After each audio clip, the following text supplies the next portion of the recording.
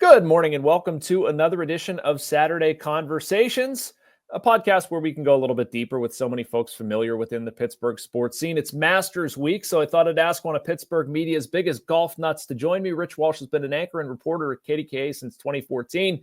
You see Rich, of course, on the KDKA Evening News, the nightly sports call, the Sunday Sports Showdown, and more. Rich is a Pittsburgh guy covering sports in his hometown for more than 20 years. It's actually a little bit weird. Normally, these roles are flipped. He's the one asking me questions. Rich, what's going on, man? Not too much. Thanks for having me on. And yeah, this is a huge week. I love the Masters because I love golf. Yes. The U.S. Open coming up here in a couple months. So I'm super excited about that. Who's going to win? Who's your pick? I know we're recording this a couple days before it's coming out, so I don't want to get too results heavy. But yeah, I mean, look, for the Masters or the U.S. Open? For the Masters, I'm going to take the Masters. I'm going to take Scotty Scheffler for both. I'll make it easy. The guy's hard to beat. He's the best golfer out there, number one in the world. I'm sure he's going to be in contention. If he's in contention, he's the guy that's going to at least shoot even par or better, more than likely better. So it's hard to pick against Scotty Scheffler. You always hate to pick the favorite. You want to pick an underdog, but I'm going to go with Scotty Scheffler for both, actually.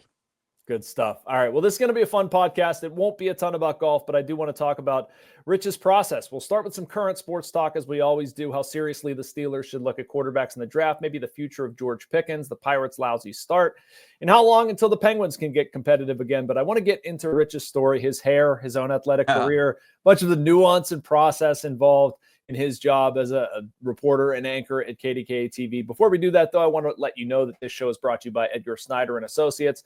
Law firms come and go, but what law firm has been here in Western PA fighting for injury victims for more than 40 years? Edgar Snyder and Associates. What firm has a staff of over 130 people who live and work here? Edgar Snyder and Associates.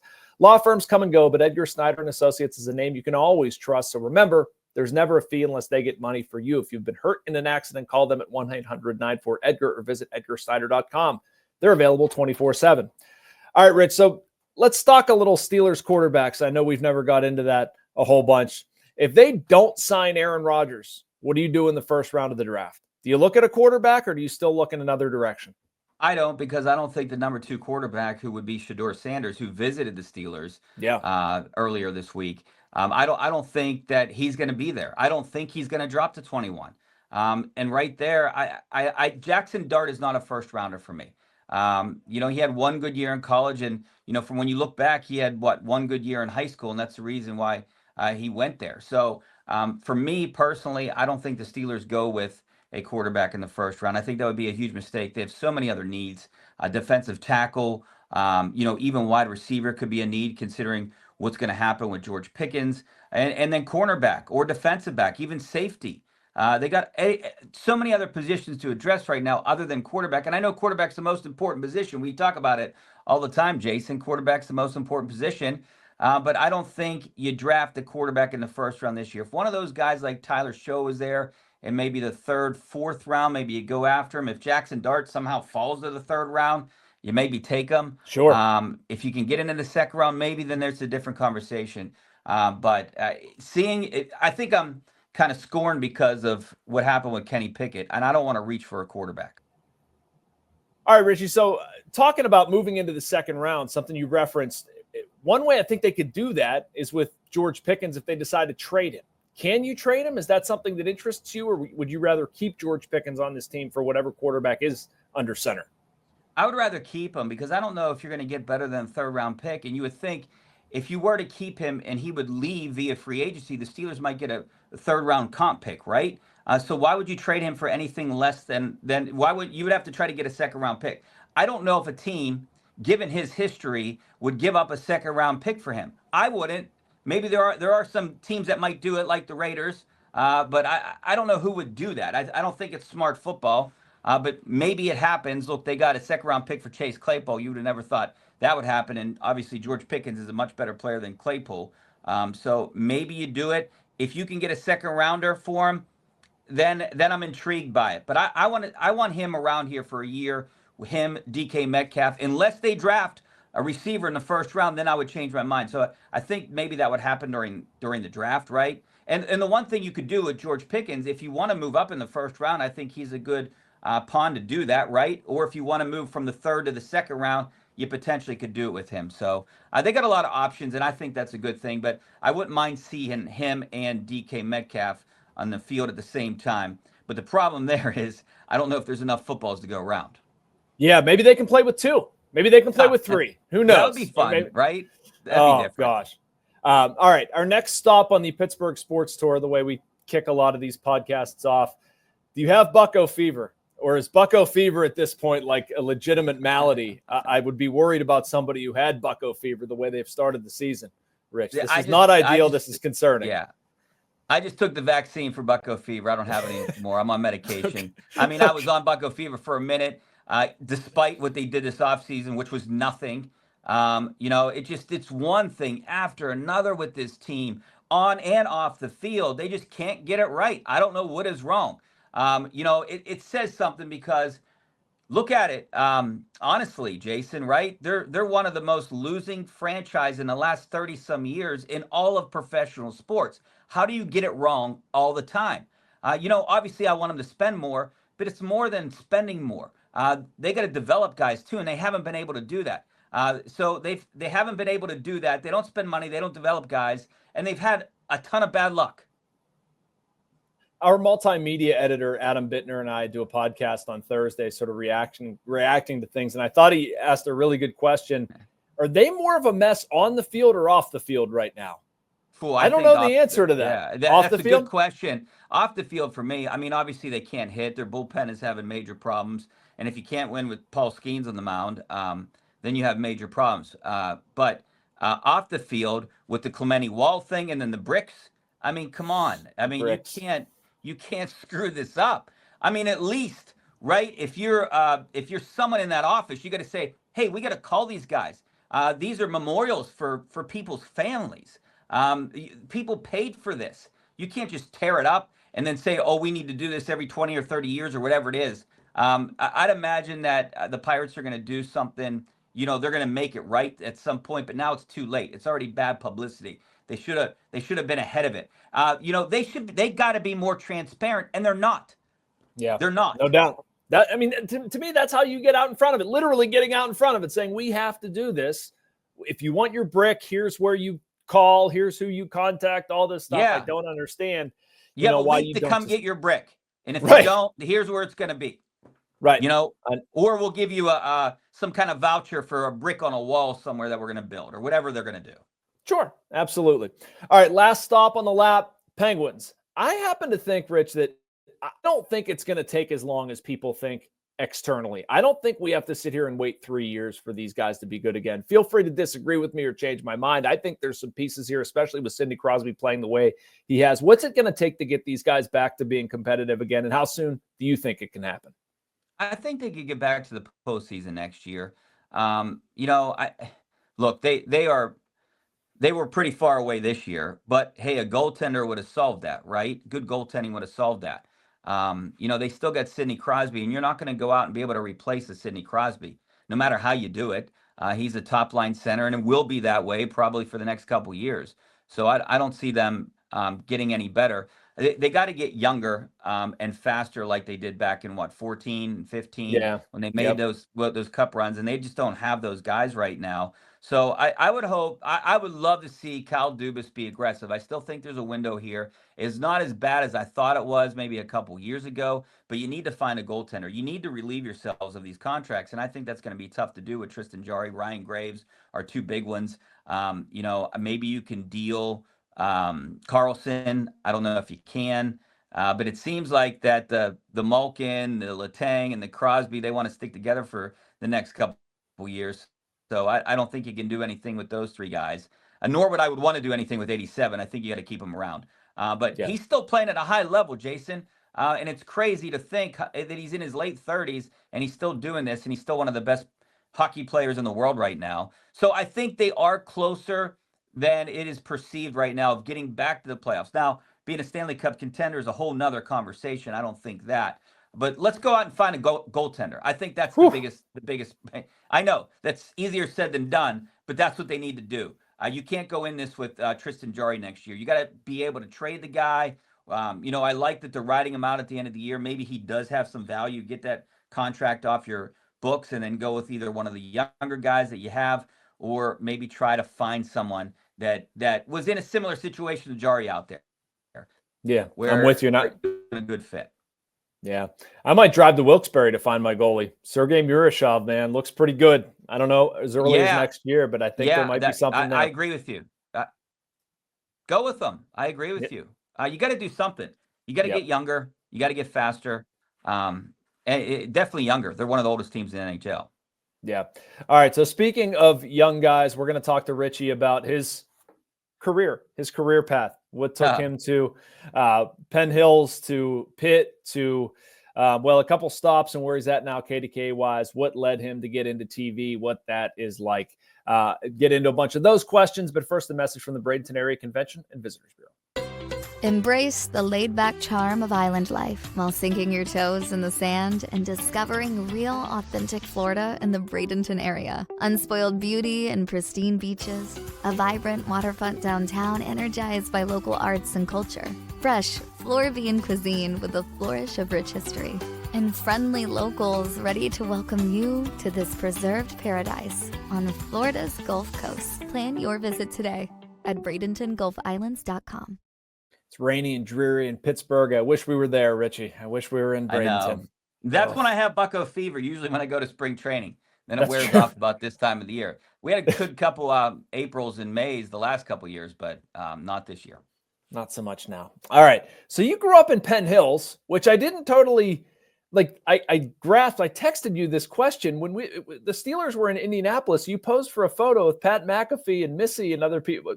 Yeah. You're a Penn Hills kid posing for a picture with Plum people. What is going on here? I know. I'm officially a Plum guy. I got a root for Plum now because my kids, they all play sports in Plum. So I'm one of the few people that have made the transition from Penn Hills to Plum. It's like playing for the Ravens and then going to the Steelers, right? Yeah. They had a couple, Patrick Queen, But yeah, no, I grew up a Penn Hills guy. I still root for Penn Hills. And I'll root for Penn Hills when they do play Plum, but usually when I root for Plum, just because of my kids right now. So not that far. I mean, I could basically walk to Penn Hills. So you ran track and cross country at Penn Hills. Did you play any other sports growing up? Yeah, I played baseball my entire life too. Yep. But I was much better at track. That's what's got me to college. I got a full ride to Pitt. So I knew that's where that was going to get me to school. So what events did you run?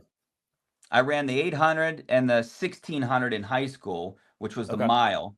But I also ran the 400 too. I ran pretty much everything, but I won the Whippeals in the 800 and the mile. But I also, when I was at Pitt, I ran the 800. We ran the relay team, and also I ran. They don't have a mile in college; it's the 1500. So that's how they do it in college. Okay, what made you want to? No, but I love baseball. Baseball's my love. I love baseball, Jason. I mean, I wish I was good enough to have gotten a scholarship for baseball instead of track. But yeah, no, baseball is my first love. Now it's golf, but baseball is my first love. But I was pretty good at track, and that's what paid for my school and actually helped me get here. I mean, there's a good transition point. How did that happen?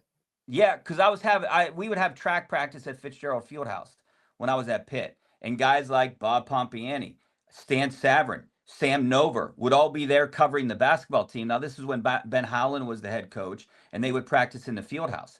And, I would do play-by-play of track practice just for fun.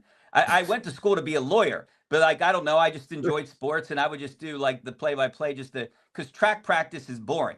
I don't know if you realize that, but it was pretty boring. So I always kind of assumed that. I was the baseball guy, but all right. Yeah. Yeah. So, and then one day I ran into Bob and I said, "Hey, I'm interested." I introduced myself. He was like, "I'll get you an internship." And that's how things started, by actually meeting him for the first time. I was running track at the field house, the indoor track, and he was covering Ben Howland and the basketball team. I don't know exactly what year it was, but it was when Pitt was starting to get good. So obviously because they were there, but that's what got me introduced to this business. Not only that, but I grew up, my dad was a superintendent at Alcoma Country Club, and I grew up playing golf at Alcoma Country Club, which is now Three Lakes. And one of the producers was a member there by the name of Bruce Shepman. So between my dad, golf, and track, kind of led me to KDK.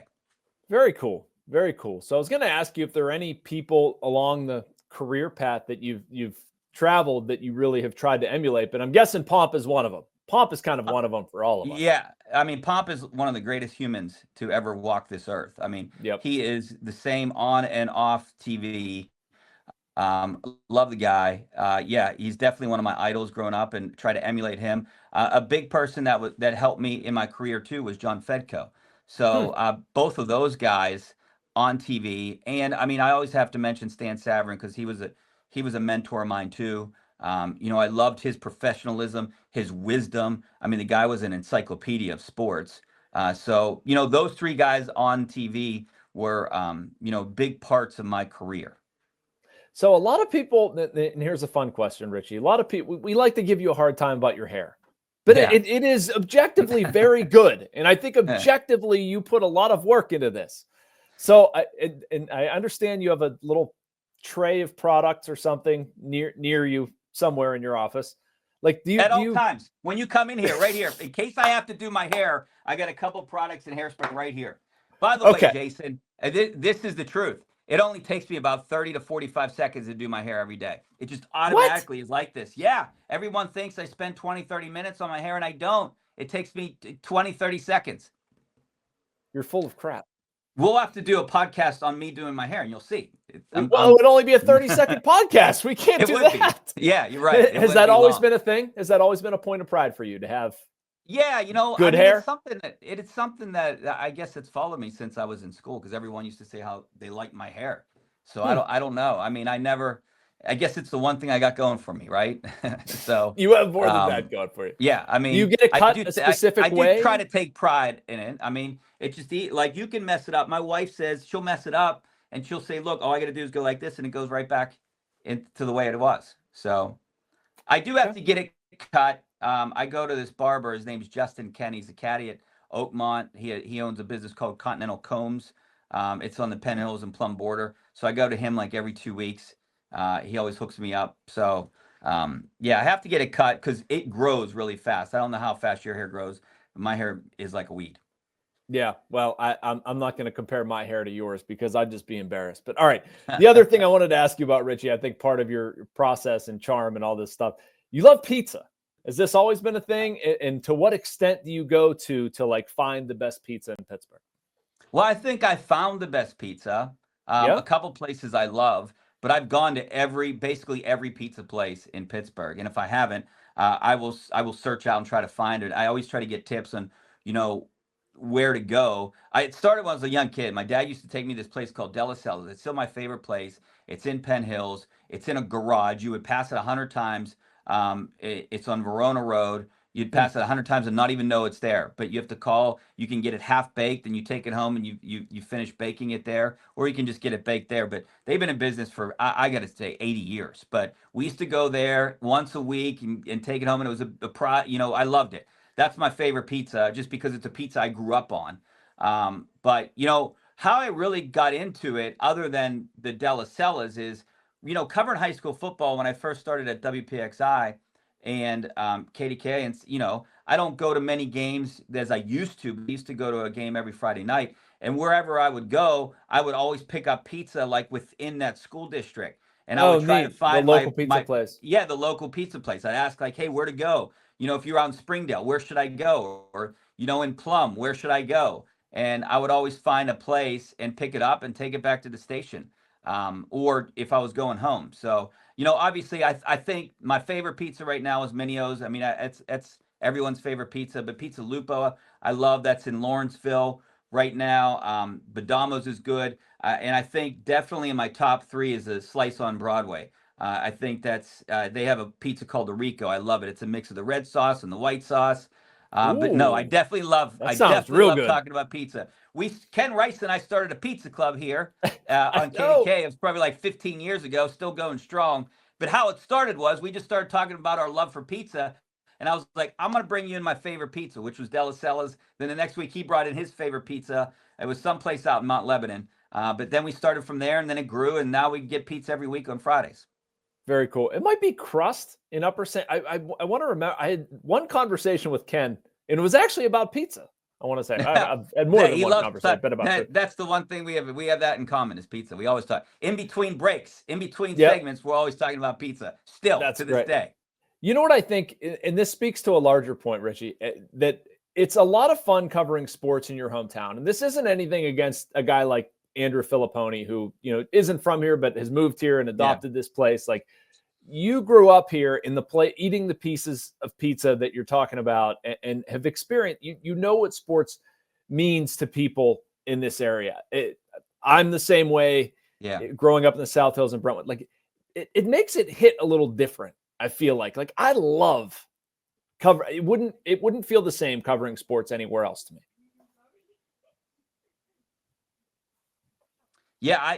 Jason, I've had opportunities to go to other places for other jobs, but I love Pittsburgh and I love it here. And it definitely hits home. Like you said, it's a place that I grew up a huge Pirates fan. Obviously, that's why I always say I have Bucko fever. I remember those teams in the 90s. I remember the Sid Bream play. I mean, it still haunts us to this day. Obviously, I was in school when it happened, but I was a huge Pirates fan, like yourself. I grew up a Steelers fan, and I love covering the teams that I grew up rooting for. I mean, it's hard sometimes, and you have to be honest about it. I think that comes easy. But you're rooting for them. When we're at a Steelers game and we're covering a Steelers game, I'm not rooting against them. Even though I might pick against them, I'm still rooting for them to win. It's an easier locker to go into.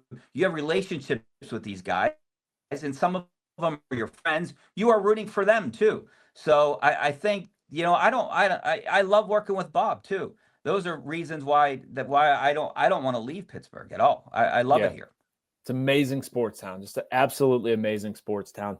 Top five, I want to talk, Jason. I think it's a top 5 sports town. I don't know what you think, but I can't. I won't argue with that. Towns, cities that are bigger, that are more passionate about sports than Pittsburgh. Yeah, like you're gonna have more volume. Like you're gonna have just more people. It's bigger market, whatever. Like how much the percentage of people's daily lives that they invest in sports and their daily emotions. I mean, it's crazy. It's honestly disproportionate to reality oftentimes how much people care about sports around here. But it's great for our business, which I want to talk about. 20% of the people have Steelers shirts on. 20? Only 20? Maybe. I guess because it's April. Yeah. All right. So I want to talk a little bit about that. Some of the nuance of TV news. That's the heading I put on here, but a little bit of what you do on a daily basis, Rich, and give us a peek behind the curtain a little bit. But first, I want to tell you about UFC Pittsburgh. Pittsburgh, are you ready to train like a champion? UFC Gym has everything for total body health under one roof. They have group classes from Brazilian Jiu-Jitsu to Zumba, personal training, cardio, weights, cryotherapy, infrared saunas, and more, all for an unbeatable price. Not sure where to begin? All members get a starter session with an expert coach to help map out your fitness plan. Your first visit is on us. Drop in with free parking at Market Square or the waterfront and follow UFC Gym Pittsburgh on social media. Train different, feel unstoppable at UFC Gym. All right, so you bounce around, Rich. Well, you've bounced around in your career too. I wanted to outline this a little bit. You started out in Wheeling, if I'm not mistaken, worked for Fox Sports Pittsburgh and Root Sports in various capacities. I counted 4 Super Bowls, 2 Stanley Cup champions. Actually, I didn't count them. I read them on KDK's website. Yeah. Winter Classics, US Open. You've done it all. That's the point. I've done. Yeah. I think I've had a great career, Well, good job. Get out of here then. Somebody else. Yeah. No, I still want to go like 15 or 20 more years. Don't kick me out just yet. I know. But what do you like the best? What I like the best is something that I haven't had a chance to cover. 2 things. I always wanted to cover a Pirates World Series. That hasn't happened, and I hope it happens in our career, maybe our lifetime. I haven't had a chance to do that, and I haven't had a chance to cover a Pitt National Championship. We were close to doing that potentially with Pitt basketball back in 07, 08-ish, around there. But Villanova ruined that one. So, those are 2 things that I wish, Scotty Reynolds, that I wish I would have covered. There's nothing like being on the ice. I mean, it's such a special moment, just like being on the field of covering a Super Bowl championship. So, it's hard to rank the Stanley Cup championships and the Super Bowls. I mean, they got to be 1A and 1B. And, maybe because I cover the Steelers a lot more, that's a little more special to me. But it was really fun going on that ride of 2 straight Stanley Cups. I worked a lot, And I didn't get a lot of days off, but it was well worth it at the end. Take me through a typical day in the life of somebody that covers sports on TV for a living. I know that no 2 days are similar, but like if you're, I don't know, anchoring the 11 o'clock or something like that, or just give me a flavor of what it kind of looks like doing your job. My schedule's kind of all over the place. I don't have a typical day. I mean, I obviously work on stories that are running in the future, so I'll designate days to that. Usually you'll see me anchoring on Thursday, Friday, and Saturdays, unless I take a day off. Bob usually does Sundays, Mondays, Tuesdays, and Wednesdays. So I work nights on Thursday, Friday, and Saturdays usually. During football season, there's a little more of a routine because you cover the games on Sunday, and I would either leave for a road game on Saturday, and then I would be at the facility on Wednesday and Thursday. But Thursdays are a very long day, so are Fridays a very long day. But I think the fun thing about my job is you don't know what to expect each day. Kind of like yours, you cover all the sports. So a typical day for me is it's good and bad. Schedule. Sometimes it's just everything. It's everything. I mean, but the one thing I think people don't know about our job, like me and Bob, if you see us early in the day, it's a long day because you're going to see us at night too. So you have to work that entire day. Like today, if the Pirates are in town, or if there was like a pit practice, on a Thursday or a Wednesday, that it just becomes a long day. So even when you're at Steelers during Wednesday and Thursday's practices, for me, I get to be there at 10 in the morning, but I'm also here at KDK at 11 o'clock at night doing the late news too. So they're long days, but I love my job, and it doesn't feel long when you love your job. Yeah, and it's not that we're not complaining. You're not complaining. It's just logistically, like you're trying to smush family stuff and be a normal person in there, and sometimes there are conflicts, but you also. But I love interviewing because you love it. I don't know what's your favorite part of the job, but one of my favorite part of the jobs is interviewing guys. And getting to know players and asking them questions, and then you develop that relationship with them. Yeah. I've honestly realized that through becoming a columnist, Richie. Like I miss that. I've craved that. The idea of building relationships with guys, talking to them, going in a locker room and emerging from there with something that's interesting that you can present in a way to readers, for you would obviously be viewers, where they look at it and go like, oh, wow, cool. That's really good. Oh, look what Mackey did. Something like that. Like it's harder as a columnist. You're just sitting there like, okay, what's in my brain? What am I going to tell people? I'm going to tell them how to think. I'm just like, I'm not naturally the like shout from the mountaintops kind of guy. I'm more what you're talking about, where like I want to go into a room and, learn something and tell people what I learned. So it's an interesting one for sure. We have challenges on our side too. What about on the TV side? What is something that has challenged you guys that you're trying to navigate, kind of as an industry, but locally with KDKA? I mean, I think for me as a TV guy, I think social media has challenged, because I started pre-social media. So I think a lot of people, I know like my kids, they look to their phone first. So that's why I think we have to be good at putting stuff online and our stories online. But I still think there's definitely relevance for TV news because it's live. It's one of the few live events I think people tune into. And also it's good background when you're eating dinner. I know I grew up, the news was always on in my house. So like when we were eating, when we were talking, everyone wanted to know. And you want localized news too. And that's what, a place like KDK gives you, where you can't get anywhere else.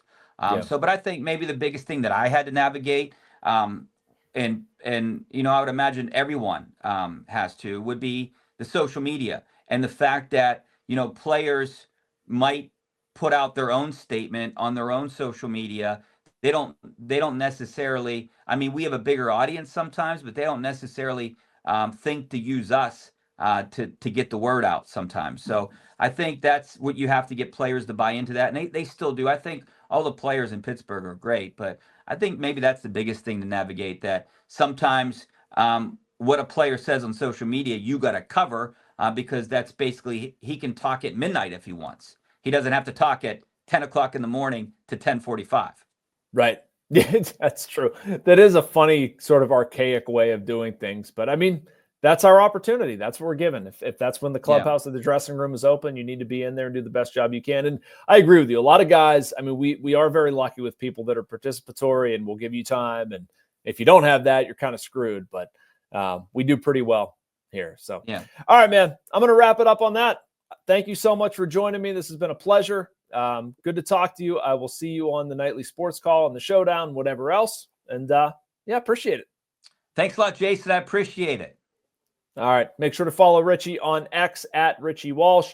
Also, you make sure you like and subscribe. These videos, you can get a bunch of Saturday conversations as well as so much more from our Post-Gazette, North Shore Drive, and YouTube channels. For Rich Walsh, I'm Jason Mackey. We'll talk to you next week.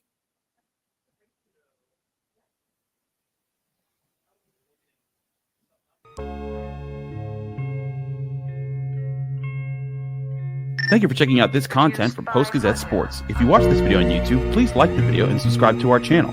For all of the sports coverage the Post-Gazette has to offer, visit post-gazette.com.